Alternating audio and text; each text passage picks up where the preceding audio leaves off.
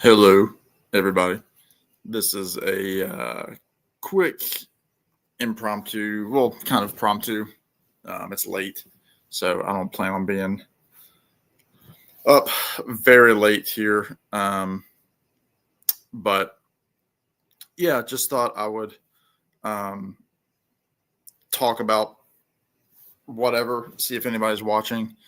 Um, and yeah, if there's any discussion, I would love to have some. Um, yeah, obviously, the big news today the um, is the Oasis announcement announcement the Oasis, jubilant re-entry into the music world. Just fantastic to see Nolan Liam playing together in Wales. They played a second show tonight. Looked like the same set list as last night. I say tonight. Today's now the 6th, so it's been now a couple days that we've had Oasis in the news feed. But yeah, very, very exciting. Very, very exciting stuff to see this band that nobody thought was ever going to get back together. Not only get back together, but play at top form. Just watching the clips, even like the clips of the stage from the very back row, made you feel that connection across the world here in the United States. But yeah. So, Doc, what is going on? My buddy Sean there in the comments. It is a late night for you, my friend. I am drinking this very strong Blue Moon Light. Rob, your wish is my wish. Let's see.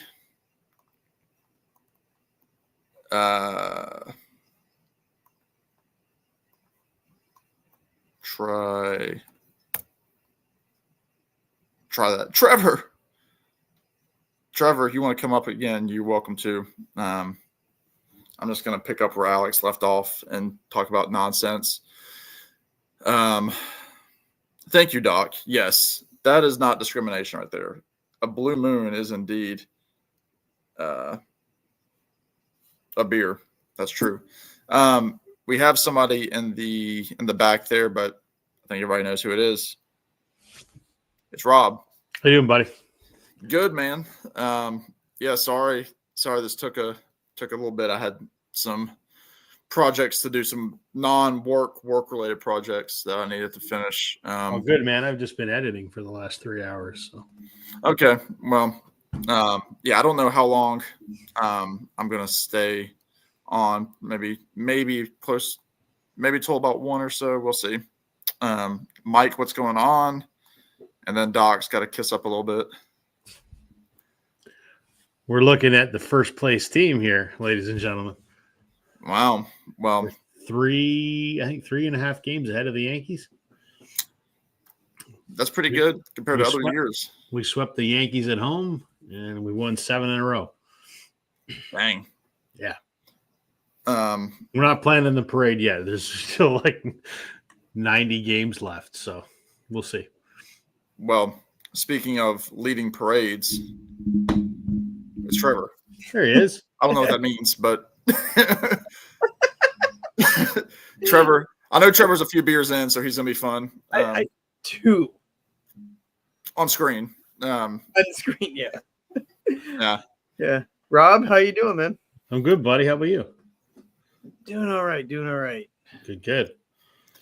Yeah, the last couple of times Trevor has even remotely touched one of my streams, he's quickly had to exit or yeah, the stream's on YouTube as well. Don't let any man touch your stream, Sam. That's why you got to keep a urinal between men, That's right. That's common etiquette. Absolutely. And if there's 2 urinals, you wait. That's right. or just try to go over the other guy, and use the same use the same. Yeah, if you really selling it over the shoulder. Good night, over the everybody. shoulder. That's enough of this nonsense. This is what they call after dark, Rob. Good God. Yeah, this is just urinal talk. Fuck. I think we had that on a live stream talking urinals. My favorite David Burns side project. We got Rich in the comments. We got Doc. We got everybody that's important. Well, no, I mean, Trevor, you're kind of like you were the resident expert on the last stream, I guess, talking about Sabbath. I know, Rob, you peeked in there for a minute. Yep, just watch for a little while. And Rob and I were like two giddy schoolgirls last night, texting late into the evening after Oasis is big. Right, yeah, because I was asking you, what was going on with that. So, Rob, what info do you have? I mean, it doesn't sound like that there was like a broadcast of any sort. Well, I was just watching people live streaming on YouTube, and then we were watching as the concert was over. People were uploading hundreds of videos, and Sam and I are of like mindsets that this. Well, I won't speak for Sam. For me, this was not probably. This is the biggest musical thing to happen in my life because they're my band, right? Like, so I got a video that I'm just finished editing now that'll be up tomorrow where I try and fail miserably to articulate why this is important to me. But I talk about, I first got into music. The Beatles were what I listened to first, but that was kind of osmosis through my parents, right? And that was their music. Right. Oasis was my generation. It was the first band that I discovered myself. And, when they were huge, that was in my, I was 15, 16, 17.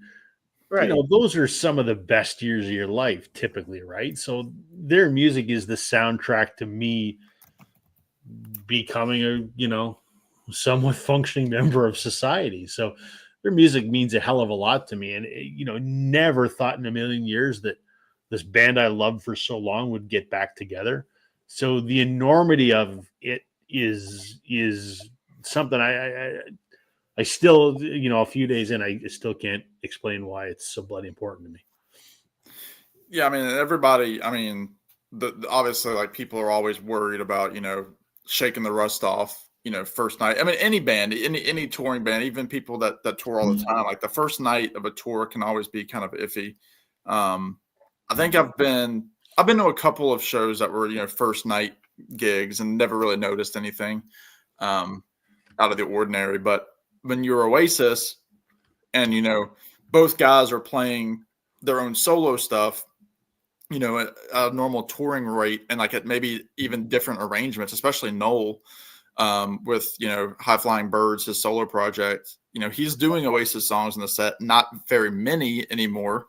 Liam is obviously almost solely Oasis, probably well over 2/3 Oasis stuff. And he's pretty much singing it straight, by the book. And Noel doesn't do them like Oasis songs anymore. No, Yeah. he's trying to do his own thing. Hey, Jason. And yeah, the fact that they had to get together, it didn't sound like they didn't have they didn't have many practice sessions where both brothers were in the same room. Right. Like Noel. And I think that was by design because I think everyone's mightily gun shy that this thing could blow up. Yes.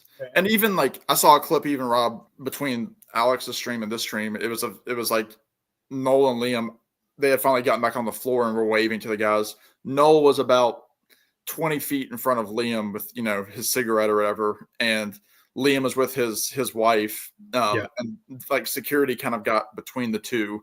Like Noel has his guys, Liam has his guys. And that's I don't think there's any animosity now because apparently they've got together socially a few times, dinner, whatever. And Liam's kids finally met Uncle Noel because they hadn't met him before. insane. Which is crazy.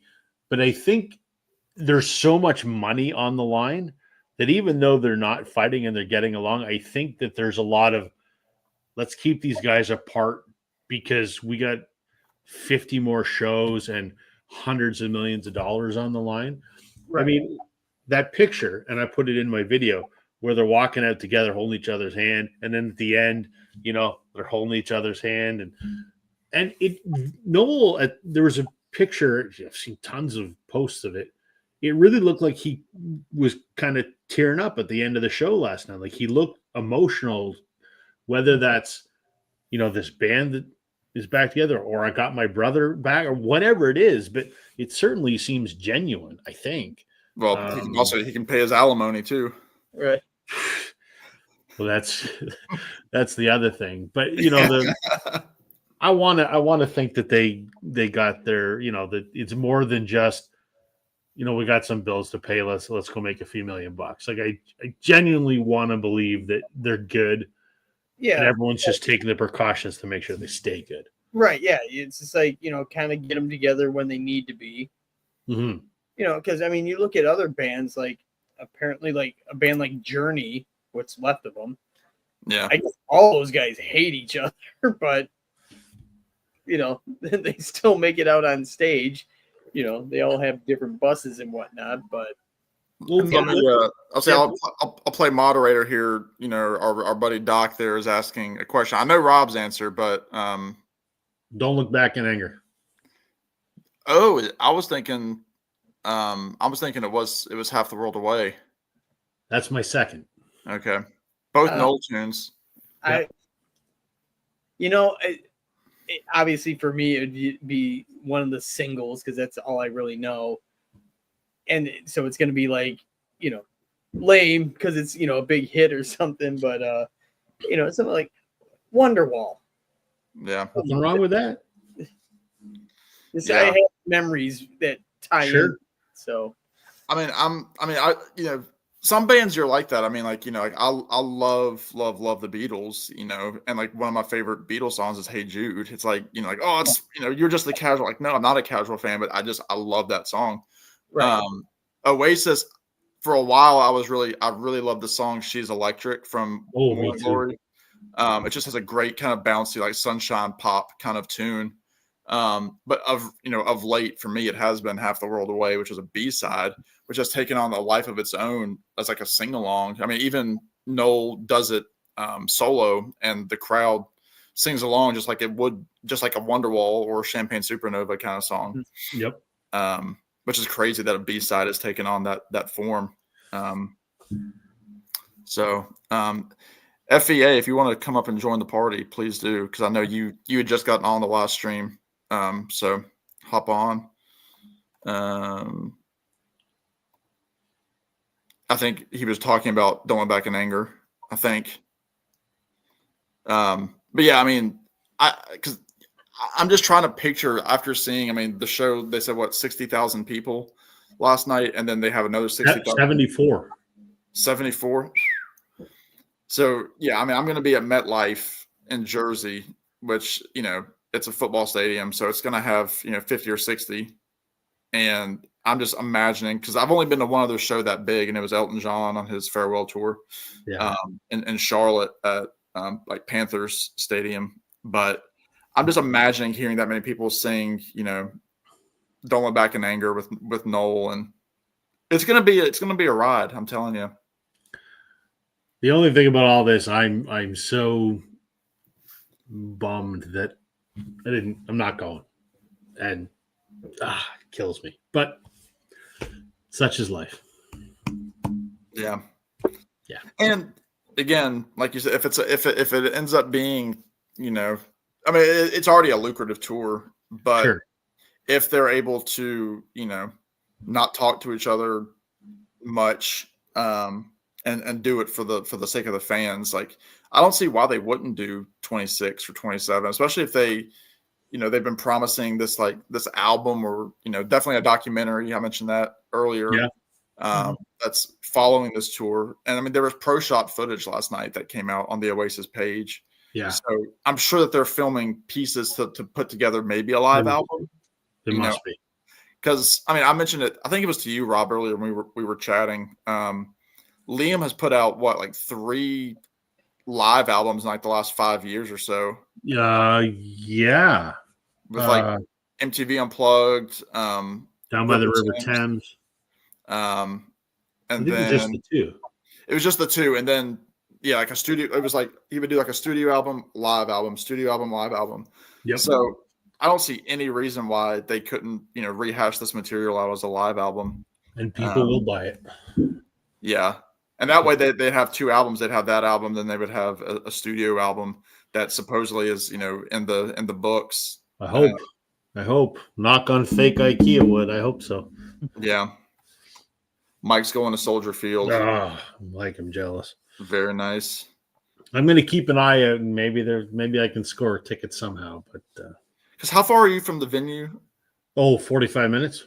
Do you think you'll go just for the hype, just to check it out? 100%. So it's Toronto. It's at a temporary outdoor venue that they've just built. It's going to be there for 3 years, pending future development down there. It's on an old airfield. It's literally on the runway of this airfield that's not used anymore. And the venue sucks. It just opened last weekend, and the first act was there. And hey, FVA, how you doing, man? Hi, Rob. What's his name, Trevor? Oh, come on. I'm sorry. Okay, no. Hold on. Raw Mel. Close? Yeah, close, yeah. Okay, sorry. Like I said, I have a couple weeks to work on it. Yeah, I'm not coming to MGK's party anyway. So You're not? Yeah. Oh, I thought you were. No, I'm not. Yeah. I did not mean to single people out. Oh. All right. Well, I'll just work on it regardless. You got another year to practice. Okay. That's the There good. That's the good thing.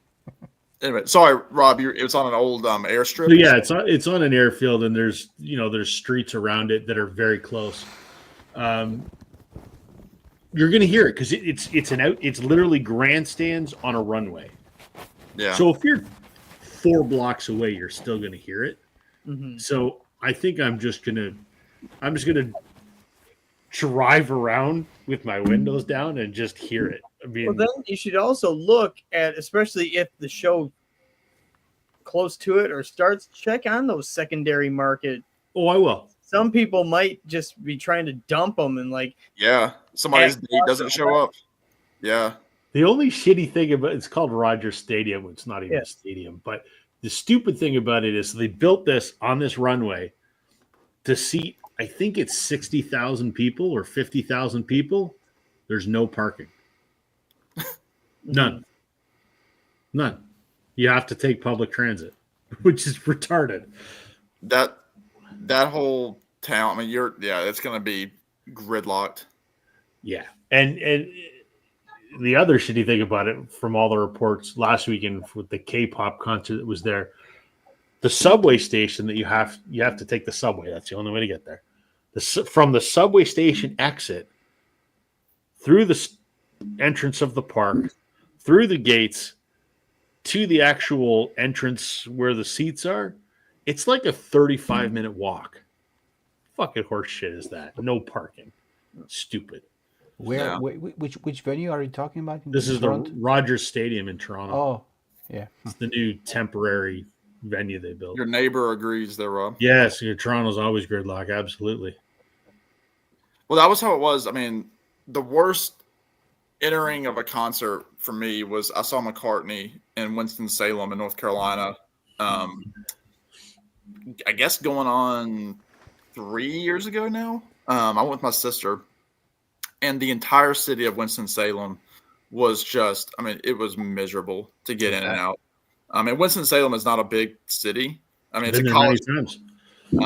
It's Wake Forest is the college, so obviously it grows in population. It knows how to handle football games. It's a large school, but going into town and just being like a block or two from the stadium and sitting and waiting, and it's like we left with enough time to get to the stadium at least an hour and a half early, and we were running into the stadium when like they were like about to start like the pre-show like video, and I was so like I found the first pay lot that I could, drop my $30 or $40 to park, and my sister and I like we were cooking You hoofed it. to go inside the venue. Yeah. Plus you have to go in it. You're pulling up, Ticketmaster on your phone. The service is, shoddy because everybody's doing it. So I'm like, please have these things ready to go. And like the QR codes popped up and all that. So we got in, we got our seats.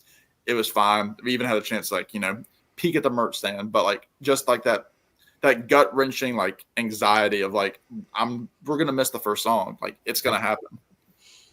So like I'm dreading that in Jersey, because I've only got one ticket. My fiance is coming, but I bought the tickets well before we were engaged, and it's like I'm the only one going to the show.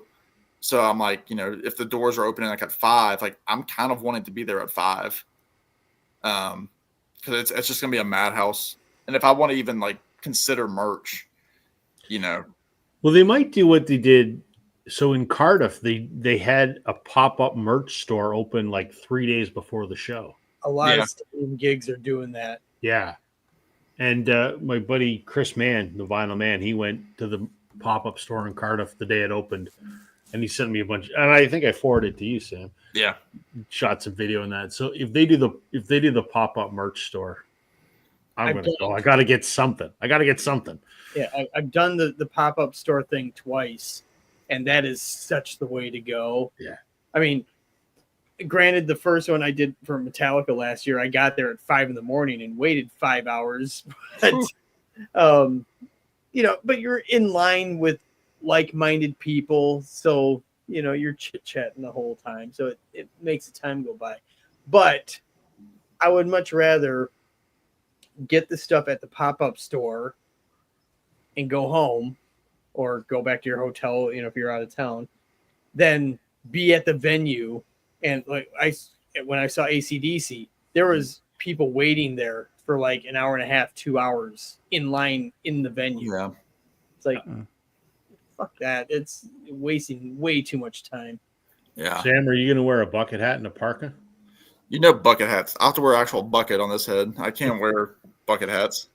I would love to wear a bucket hat. Actually, I saw some parkas today. I was at a shop getting some things, and I saw a couple parkas. I'm like, as much as I sweat, there's absolutely no way that I can wear that. I want to see you Labor all Day dressed up weekend. in your Adidas gear and your parka and your bucket hat. The bucket hat is great for sweating, though. It is. It is. You can wash that thing. You don't lose, like a baseball cap loses its shape. You can't wash these things. No. Bucket hat you can, and they're comfortable. It'd be great if they fit. I would definitely do it, but alas, that's also an issue. But no, I want, because like I've been looking online at the stuff, and obviously like Adidas has like a huge line with them. Man City has a big thing. Yeah, I think I'm gonna have to like hold off on that stuff till after I'm married and moved. No. You got to get that stuff before, Sam. Also true. Before. Trevor, you're married, right? You got to get it before. Mm-hmm. Right? Yeah. Right. No, I mean, I do want to get some of the stuff. I was intrigued. They repressed all the studio albums and Mastermind on these really cool colored vinyl variants, and then they got like a tour thing on it. And I'd love to get them, but I think Chris was saying they were 40 pounds each. That's about right. Multiply that by 8. 40 pounds. 40 yeah. pounds, something like that. It gets expensive, and I'm like, I already have all the studio albums, but I was hoping that they would have done Familiar to Millions, but they didn't. So, What are you gonna do? They've got to save some stuff for like Record Store Day and all that stuff. Maybe. Yeah. But no, I'm excited. Yeah, obviously seeing the clips made things very real, and They sounded good again tonight. yeah, I didn't get to see any clips. I just checked the set list to make sure that they didn't switch things up, and who knows, they might between the UK and North America. I'm sure I'm sure they have 3 or 4 songs that they'll switch out throughout the tour, else it's going to get boring for them. I did hear when I saw the clip of them, and we don't have to always talk about Oasis, but We should, though. them when they walked off stage, I could hear they were playing "Tomorrow Never Knows" over the speakers, which is cool. Yep.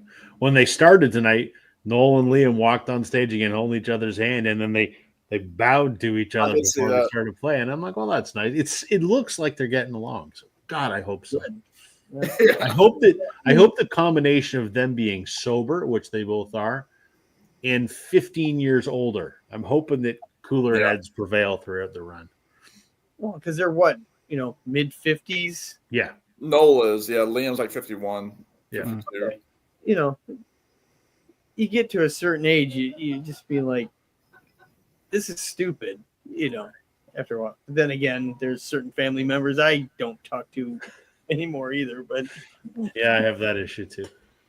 You did never form a band. I think I'm the problem with these people. I think that's right. Yeah, you don't form the band with the people that you know that you're not going to get along with. Right. But I mean, what did you think of the lineup, Sam? The actual band? Yeah, I thought it. I thought it was great. Again, I just wish Zach or Alan White would have been the drummer. That would have made it perfect. Yeah, Zach Starkey was one of the drummers in Oasis, and obviously he's been going through his drama with the Who back and forth. They're playing like a dozen, farewell dates, and even still are saying like, don't pack up your drumsticks yet. You might be back. Which is just the most insane. You should tell them to go piss up a rope. It's the most insane soap opera I've ever watched happen. But yeah, I mean, Warnaker was good. I mean, I didn't. There was nothing that I was like appalled. I'm not a drummer, but it sounded fine. I liked seeing Bonehead and Gem Archer on the same stage together. Yeah, Bonehead's the original rhythm guitarist, and Jim Archer came along later and has played in both solo projects in various forms, mostly with Noel. Yeah. But anyway, I was happy with it. I know that was a big worry of yours at the beginning that it wasn't really Oasis. It was just if it was just going to be the two of them, it wasn't really. So I'm glad that it's Oasis, which is good. Right. And it was kind of the lineup we wanted, right? Like you and I talked months ago, like when it was like a year ago, we're like, well, if we're going to do it, it's got to be these guys. So yeah. And it makes sense. I mean, it's kind of like, when like the Beach Boys reunited in 2012, they both brought like key players from both groups, like the Brian group and then the Mike Love group. Yep. Which I think it was needed. I mean, you need that balance so that you don't have like all of one guy's group beating up on the other group, being like, oh, we got to do it this way or no way. Yeah. I see, speaking of Brian's band, I see Al's out touring with Brian's band right now. Is Al Jarneed and the Brian Wilson band? That's cool. Yeah, actually, one of the VC channels, Beetle Destino, they just the opening night was in Minnesota, and he went. And yeah, Al's doing a lot of deep cuts from like the early 70s with Brian's band. But Jason offers the age-old question, and I'll ask our resident guests below me to answer first. Go ahead. FEA. Very, very good questions. So reunions mean the band has broken up, is in a hiatus or whatever? Yeah, I would say so. Mm-hmm. I would tend to say Pink Floyd because I was a little bit too young when they lastly had their reunion in 2008. But now things are a little bit different. Richard Wright passed away, and good question. Pink Floyd. Yeah, I would love to see Roger Waters and David Gilmour get along finally, and but yeah, That one's Floyd. tough. Yeah. Yeah. Let's see, for me, there, because I missed them every time they were here in Seattle, and then they, it's not so much broke up, but they retired. Canadian band Skinny Puppy. Mhm. Yeah. Yeah, I missed them on their farewell tour. Yeah, that's the only thing I could think of, because then everything I can think of, like I saw them reunite, like Faith No More. I'd love to see again, but I saw them the last time around, and it was somewhere between good and great. Yeah. But you could tell there was something lacking, so I really wouldn't want that again. Or you try to think of a lineup, and you're like, well, there's an important person that's dead, so Yeah. would it be a reunion? So and I've seen odd reunions. I mean, the weirdest one to me was seeing Thin Lizzy, because the main guy, Phil Lynott, or Lynott, sorry, he'd been dead for decades, Right. and there's two guys that were in the band, and they're going out as Thin Lizzy. But I mean, it was really cool, because I'm seeing them in a club that holds like 300 people, and the drummer was Tommy Aldridge. So giant, huge drummer, and I'm seeing him in a tiny little club. Right. Wild. Yeah. I mean, still really good, but yeah, it was just odd to the main guy, like the guy, been dead, and they're still going out as Thin Lizzy. That's Thin Lizzy. Yeah. Now they're like Fat Barbara or something. Yeah. No offense to any Barbaras or any relation. That was just a joke. Rob. What about you guys? My answer was always Oasis. So now that that's happened, I'd still like to see Fleetwood Mac give it one more kick at the can. I know Christina's passed away, but it'd be nice if Stevie and Lindsay could bury the hatchet. I'd like to see them. They kind of went out on a whimper, right? So the last album of original material was the current. If Stevie and Lindsay were to get back together, I mean it's that version of Fleetwood Mac. It didn't have Christine, so that was the last studio album. And then when Christine rejoined them, they put out a digital only EP, which is actually really good, but it's only digital, so you can't get it anywhere. Most people don't even know it exists, and it's called Extended Play, and it's really, really good. And then there was the Lindsey Buckingham, Christine McVie album, which technically was a Fleetwood Mac album without Stevie. They kind of just fizzled out for a band that had the legacy that they have. Yeah. I would love to see them, the core lineup that's still left, get back together and just give us one more studio album. Yeah. Yeah.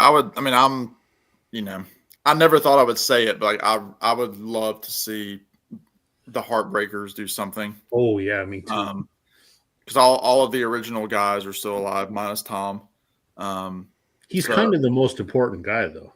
He is the most important guy.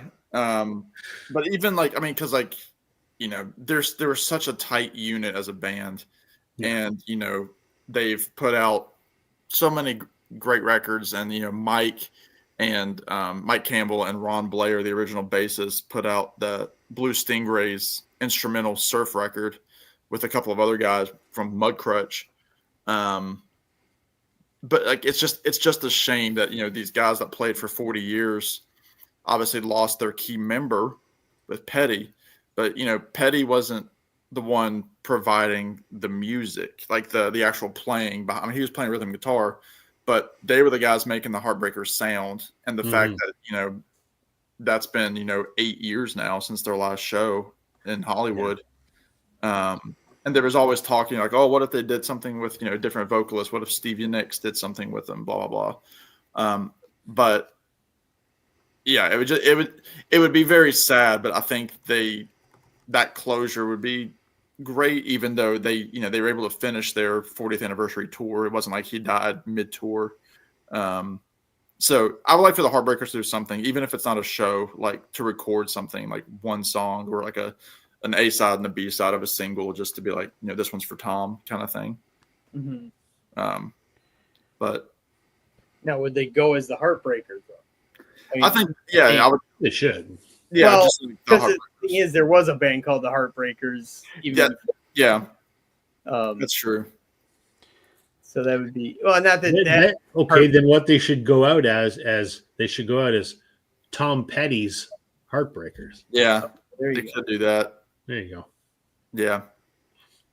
Yeah, because I mean, you could get at that point. I mean, you could even do like, because Tom Petty Radio is such a big thing on Sirius XM. Like a lot of those guys have radio shows on Tom Petty, Tom Petty Radio, including the original drummer Stan Lynch, who him and Tom were always the ones most at odds. But he was fired from the band in the '90s, but now he's kind of come around to like accept his legacy. It would be great if they had him and then Steve Ferroni, who has played with everybody, original member of Average White Band, like the funk disco-y kind of group. To have like two drummers and I just have like all the key guys up there that can do it. And Mike Campbell can sing well enough to get by on most of those songs and sounds enough like Tom where it'd be like, oh, it's not Tom, but like he's the one that makes sense for the songs now, especially that he's really coming to his own as a solo artist. 3 records down and then a 4th one I think that's pretty much locked in. I mean he would be the logical choice. I mean I would rather have him than even a Stevie Nicks fill that void. Yeah. But FEA, I know. I mean, you're kind of the resident prog guy. Like, do you have firm feelings about like John Anderson getting back together with the Yes fellas? Yeah, it's complicated because they are like two, I think, distinctive bands, like, and I'm not really following the latest stuff they came up with. Yeah. Yeah. But speaking of prog, I would have loved to see one time Genesis with Peter Gabriel.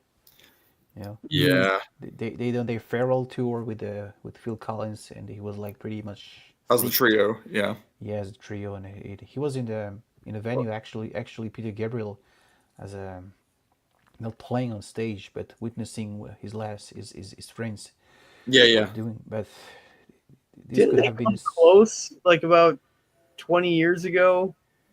Like at least there was like all 5 of them in the same room. I Did know a documentary. Yeah, he over left. a decade ago. He left the band actually after the Lamb Lies Down on Broadway, so 50 years ago, and the only reunion that took place was in '82 on a small festival, and there's that actually recording of that concert somewhere on YouTube, but they never got to play or to do an album together. right. And to me, Genesis as a prog nerd is the Peter Gabriel era. So Yeah. But I just remember seeing them in a photo session of all of them. yeah, they were doing It was like a box set maybe or something like that. Yeah, 2007 they did a series. Lots of albums were reissued, remastered, whatever, and you got a lot of interviews. They were actually together in the room, but they didn't work together on the new project, on a concert, on a new material. Right. But just them being in a room together still stirred up a lot of like, well, maybe, Yeah, but you never know because due to contract issues or obligation, I don't know. And plus, Peter Gabriel went so much away from prog, so he Like never. world music. Yeah. Yeah. Okay, on the first tour, he made solo. He covered a couple of Genesis songs, but he went like million miles away in the 80s, so never got back to the stuff he did with Genesis. So Yeah, I mean, I think like right now, like one of the big groups that's like it's kind of a similar situation. They keep showing up in the same room, or the Talking Heads. I mean, I'm not even a Talking Heads fan, but like, they had a couple of those like 40th anniversary reissues of, and like, they were interviewed like on CBS, and because they're all still, here. But then, David Byrne just announced, like, just put out like a new record by himself, and it's like, when that happens, like, you feel like, oh well, he's gonna have to go on tour to promote the new record, and he's coming to Richmond here in Virginia, and it's like, well, there's another year where we don't get a Talking Heads reunion, and another year where they get older. Is a band I really literally like.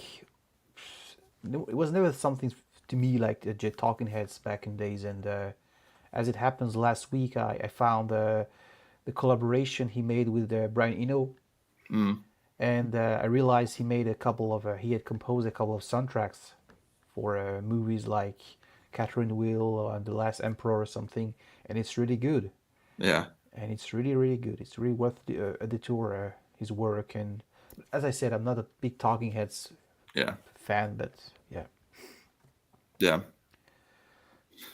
No, I'm gonna be interested, to see what all these reunions do to spark new interest. I mean, again, I feel like it's so much happening at once that it's hard to keep track, and it's hard to just understand the gravity of Oasis, of Black Sabbath, doing what they're doing. And I mean, that Black Sabbath thing was massive. The Oasis thing was massive, and it was the same night. Yeah, and the UK is not what UK is not a big area. No. And just to have all that happen in such a short period of time, it's just. But the question is interesting when you put it that way. Are there bands you would like to see reunion? Are we talking about bands who are playing together, or doing new material? You would enter in studio, like writing new songs. Yeah. Because of nostalgia, I would love to see lots of bands I missed because I was too young or I was in the wrong country. I grew up in fucking France, close to Germany, in a small town, so I missed a lot of concerts. But I know there are some bands. Let's just Depeche Mode, for instance. They never really broke up, but they had like two distinctive career, or maybe more, their 80s era and the stuff they came up with in the early 2000s. So this is interesting as well, because those were a great album, and I got to see them live in 2009. So to me, those are bands I would like to see live, performing live, reunion once again. And other, I would love to, hey, it would be nice if you would like you guys work together on a new stuff, new material. Yeah. I mean, I know with like, for Rob and I guess like right now with like Oasis, like for me, the big thing now is to knock the tour out and for it to be a massive success. Like at this very moment in time, I don't care about a new record for this year, because like this is just enough excitement, and they know that.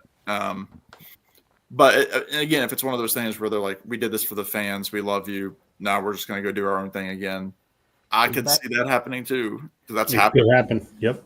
It's happened before with other bands, and if it does, people are going to be like, oh, I wish Oasis would do it one more time. Like it's never enough for the fans. I mean, even like the old guys that are still putting out records, it's like oh, we want we want Paul McCartney to put out another record, and it was like, let the man rest. I mean, we're trying to retire, at 65. McCartney is, he's 80, and we want him to keep going. Like tour again. Yeah. But I mean, it's great for Oasis to go out there now, because I mean, what was the timeline between them breaking up and 16 years? 16 years. So there's a whole nother generation.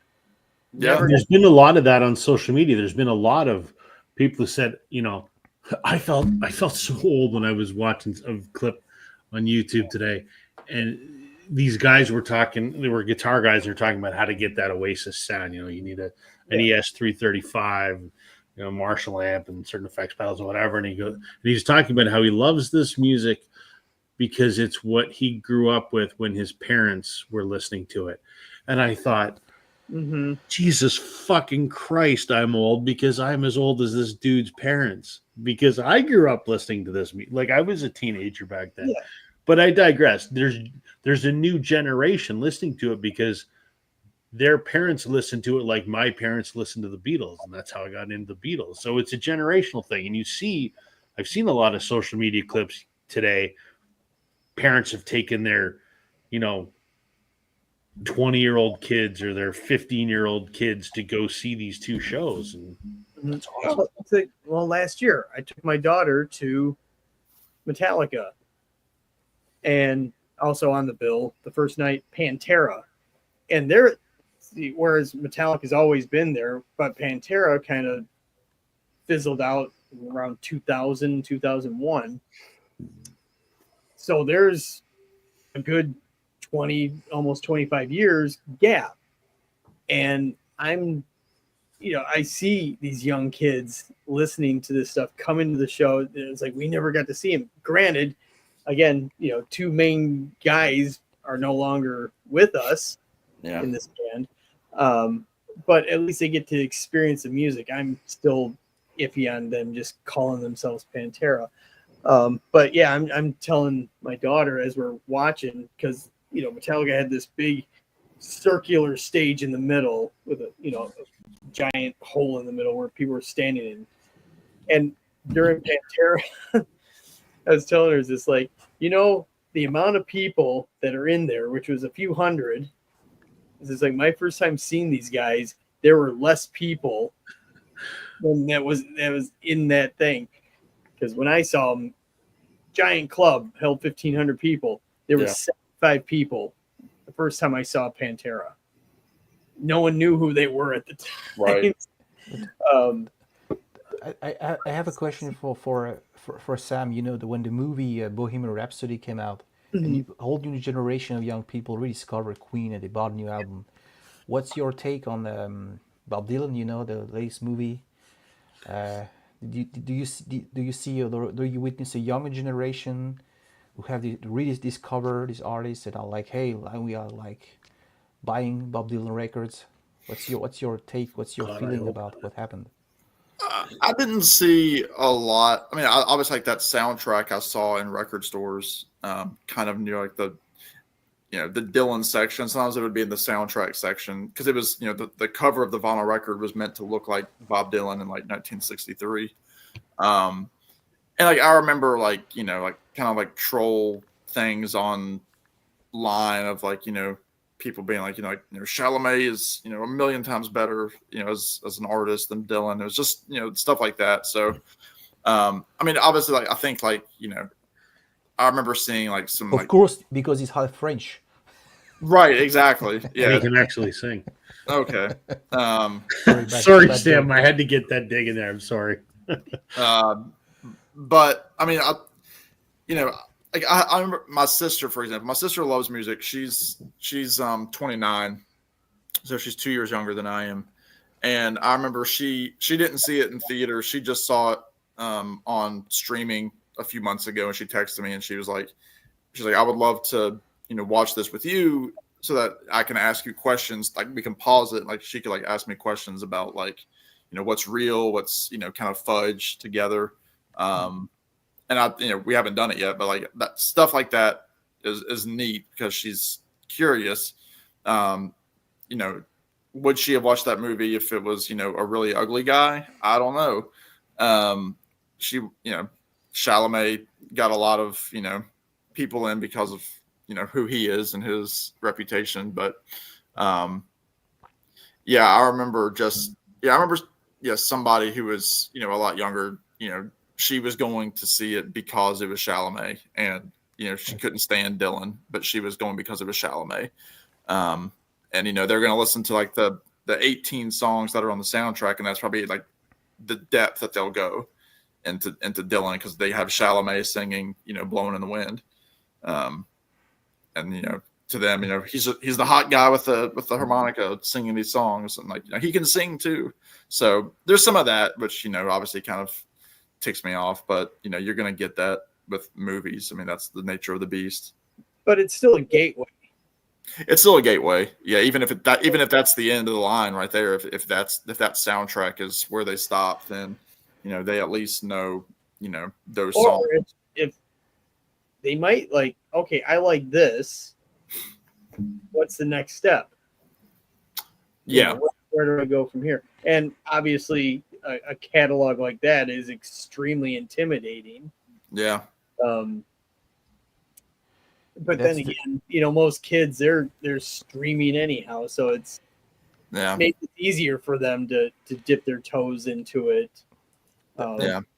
That's a discussion we do have like lots of time in the French VC world. Those are younger people than in English speaking part of the world, and we talk about the Stranger Things. That what happened with younger people rediscover Kate Bush. Yeah. But it lasts a minute. They were like really deeper in the catalog. Okay, they knew suddenly the Kate Bush. But it wasn't trained like it did last 2 minutes, as I said. Not sure if maybe one or two of those young people they went like really far, discovered the old catalog, what she's done. But yeah, I think a big part of that too, because that kind of falls into like just songs that become big on TikTok. It's incredible to me. Obviously I don't really follow top 40, today, but how many artists that are the big stars today, they're like, oh yeah, they were discovered on TikTok. Even Bieber, he was a YouTube guy, right? And people forget that a lot of these people were they were on the X Factor, or The Voice or American Idol or whatever it might be, and so many of these people that are filling the baseball stadiums and the football stadiums, they're like, oh yeah, they got big on TikTok and they're 24 years old. And so you're saying that we have a chance of selling right? out. That's why we're all doing our VC channel. You're looking at the new super group right here. Yeah. Yeah, you hear that? Yeah. But I think what I was gonna with the Kate Bush thing, because that was such like it was obviously like the one song, Running Up the Hill, that was a theme, and the 8 or 9 episodes of that season of Stranger Things. But that's what you got. Whereas like with the Bob Dylan movie or like Bohemian Rhapsody or Rocket Man, like any of those movies, you got the whole movie of that guy or that woman and like what they're it's their whole thing. Whereas the Kate Bush thing, it kind of falls into like it was famous on TikTok, it was on like Instagram Reels or whatever. That Kate Bush thing was so weird to me because I don't listen to the radio at all. Me neither. I'm in the car with my wife. She's driving. She has just top 40 radio on, and I hear that Kate Bush song intertwined with all the current stuff, and I'm like, where's that? Yeah. Why is this on there? She's like, I don't know. I'm like, this is a 40-year-old song. What? Yeah. And you hear it all the time. But this also goes along with a thought and I'm sure we'd all agree on.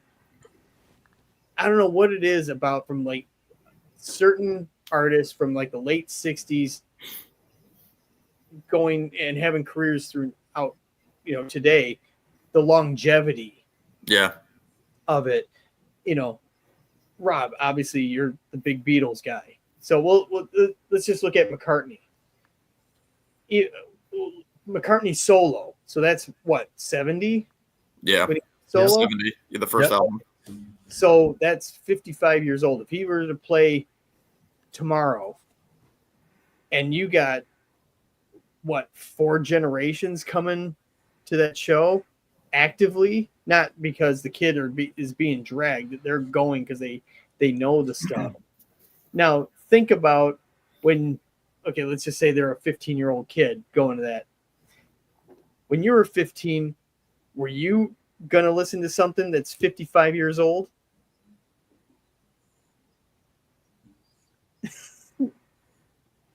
Yeah.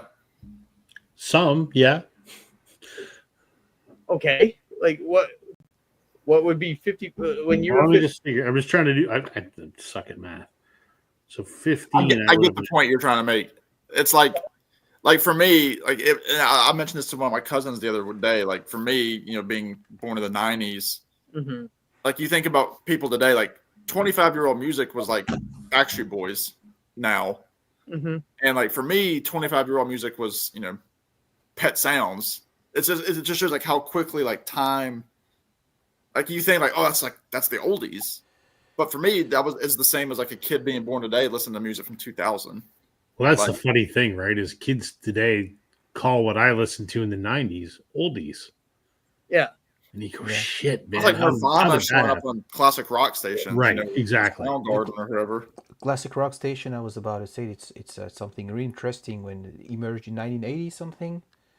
So and play like high rotating the Eagles Yeah. when they actually are breaking up. So it never disappear, from people's mind. Mhm. Mm-hmm. And yeah, I see it play the major role because back in the days, my grandparents they knew the Second World War. They didn't have any childhood. They worked, and my parents were the first generation they could enjoy, being a teenager, buying stuff.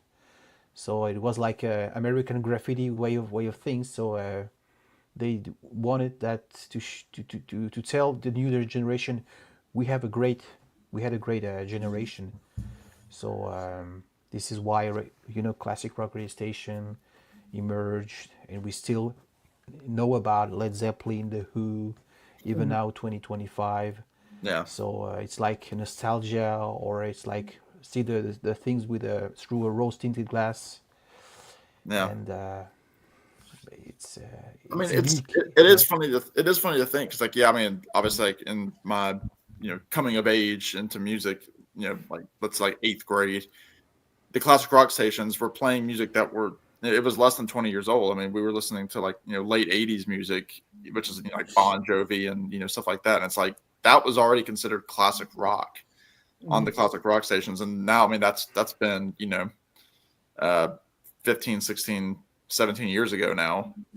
And that was already being called classic rock, and it was less than 20 years old. It's just wild what makes the circuit. Mm-hmm. But no, yeah, I mean, I do get your point, Trevor. I mean, obviously, I know some of that is like, obviously recording got better from, let's say 55 years for you. Well, yeah, because again, I'll use the example of being 15 years old. Oh, 1985 for me. Do you actually think I'm going to listen to something, or any of my friends listen to something from 1930? Right. You know, Yeah. I couldn't think of a single person Yeah. that would go that far back. But like I Yeah. was saying, that's the power and the longevity of that classic rock music. It's still holding over to this day. And I Yeah. find that amazing when you think about it. Yeah. I mean, it's kind of like cemented its place as like literally like a fine art, kind of. And I've also said, a lot of these artists, it's in uncharted territory. Do you think McCartney thought that he was going to be playing till he was 80? No. Is the Stones going out till they're 80? Right. So it's kind of wild to see how far this goes. Again, we could say the same about our YouTube channels. Yeah. 5 years ago, I was like, I wouldn't, I don't know how long I'm going to do this. It might get boring. And, it'll be 5 years in December that I seriously started, doing VC content. Right. So, I mean, 5 years ago, so much has happened in my life in the last 5 years. I mean, it's insane. And like, I mean, even just channel, like what I'm doing on my channel, or, the people that I'm talking to on YouTube, it's completely different than it was 5 years ago. Yeah. So yeah, you can only imagine what those guys, when they were, 18, 19, like the Stones starting out, thinking like, 1970 probably felt like an eternity for them. Well, I mean, even there was interviews of Jagger just like, yeah, we'll probably be around for about 5 years. Yeah. There's a famous interview of the Beatles saying the same thing. I think it might have even been in the anthology. Oh, we'll be around for a few years. Yeah, I think Harrison might have said it. Yeah. Well, in the text of the Beatles, they were kind of right in a way. Yeah. But as separate artists, they kept on going until, Yeah. Well, yeah, but the flip side to that argument is while their performing career as a band ended, the fact that their music is still as relevant 60 years later Yeah. than the day that it was recorded. I mean, that's That's not a lot of. There's very, very few bands that could say the same thing. right. Which also, I also always had the question. Now, the ones that, like, the early 27 Club, Yeah. if they hadn't gone that way, do you think they would still be as popular as they are now? Do you think, like, would Janis Joplin be, upper tier, or Hendrix or Jim Morrison? Or would they become like, state fair fodder? Yeah. Like the current Beach Boys, right, Rob? Yeah, you see fair, like, when they have like the street festivals. Yeah. Right. It's like, oh, we have, Three Dog Night. Like, do you? Yeah, we got one guy and You got one dog, and that's it. yeah. One dog daytime. Mutts. Yeah, he's like 200 in dog years. Yeah. Right. No, I mean, yeah. I mean, Catherine mentioned it, and that's the thing is like, some of these guys, they're going to be tiered like any kind of art. I mean, I'm sure we could all, name 3 or 4 classic painters, but once you get past, the big guys like, Van Gogh and all those guys, it's like, all right, we know there's a lot more that were influences to them, but they're not the ones going down in history. So like, that's why like you have these like icons, like, your Elvises or your Beatles or, your Zeppelins or whoever they might be. They're the ones that, you're thinking 500 years from now, if the world hasn't caught on fire, are they going to be talking about, the Janis Joplins and things? Probably not, because like they didn't hit that level where it's like, oh, we can already tell that they're going to be studied. Like, people aren't going to be studying. My prediction. I mean, what do I know what they're going to be doing in 500 years? But I mean, Janis Joplin didn't, drastically shake the earth of like, oh, there was pre-Janis and post-Janis. She paved the way for a lot of, female rockers and that kind of thing. Yeah. But like, she wasn't, doing like weird chord changes that completely were like, those aren't in pop music, that kind of stuff. So I don't know. Yeah. She was a singer that had a good voice. And right. Listen, I love Janis Joplin, but she's no Brian Wilson. She's no John Lennon. She's no Paul McCartney. She's no whatever. But, there were those Johnny acts that Mitchell. were giant, but, as they went on, their popularity went down. But if they would have broke up at that popular point, would they still be considered like upper echelon? Like, some band like the Kinks, they were, huge in the 60s, early 70s, but and then they kind of went on. And hey, Rob. Hey, Rob. Some AI Mazzy. Yeah. Whacking the moles. No, it's kind of like, like their star was burning the brightest when it faded. The 27 Club is a great example. Hendrix, put out 3 proper albums before he died. With the Jimi Hendrix Experience, and Janis had like Big Brother. Pearl came out a little bit after she died, but I think she had 2 or 3.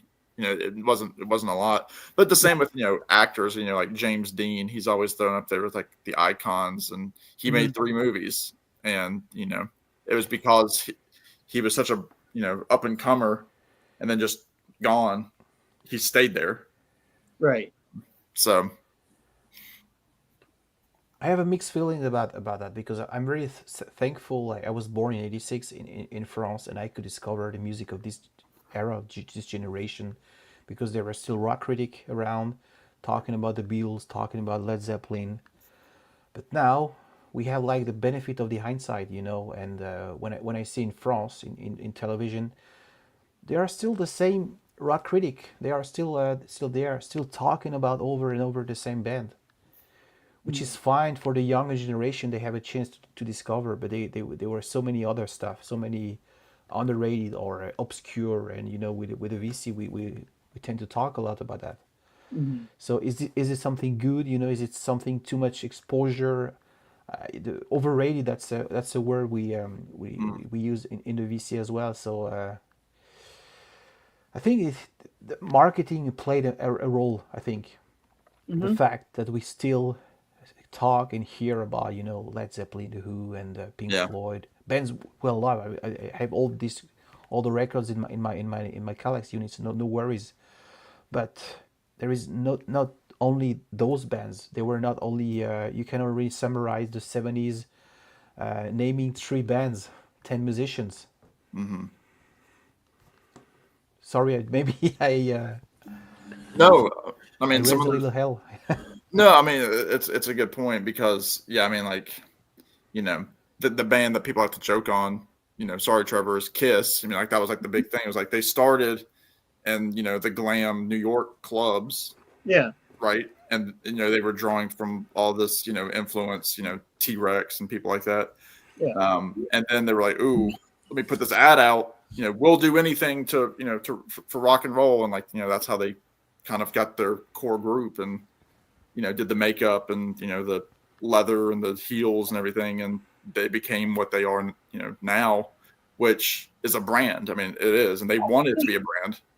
Absolutely. I mean, it was a business. They ran it like a business. They even admitted, like, we're not really musicians, we're entertainers. Yeah, we want to put up like the Yeah. best show ever. That's what they wanted. Yeah. I mean, do I like their music? Absolutely. Yeah.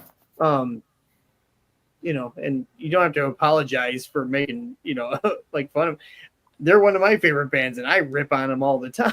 So, but yeah, they're fully admitted that they were entertainers. Right, which, yeah, I mean, it goes with like what FEA was saying. It's like for them, the marketing. I mean, like if Kiss had always stayed, without the makeup, and they were just playing, the music that they play without anything else, everything else. The record sounded exactly the same. Right. It was always, the guys.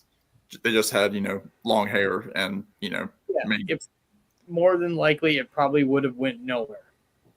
yeah, But you put that element in there, it gives them an advantage, yeah, to stick out. right. Yeah. But guys, I'm gonna have to bail out. I'm probably going to close up too because it's almost 1:30 here, and I've Getting got late. things to do. But I appreciate you all jumping on Yeah. last minute here. It's been a minute since I've done a stream, but yeah, thanks for the intellectual chats and the non-intellectual jokes. But no, good seeing all you guys. Thanks everybody in the Peanut Gallery. Rob, Catherine, y'all were around toward the end there. Jason with some questions. So we will do it again. Thank you guys. Appreciate See you it. guys. Take care. All right. Good night. Bye.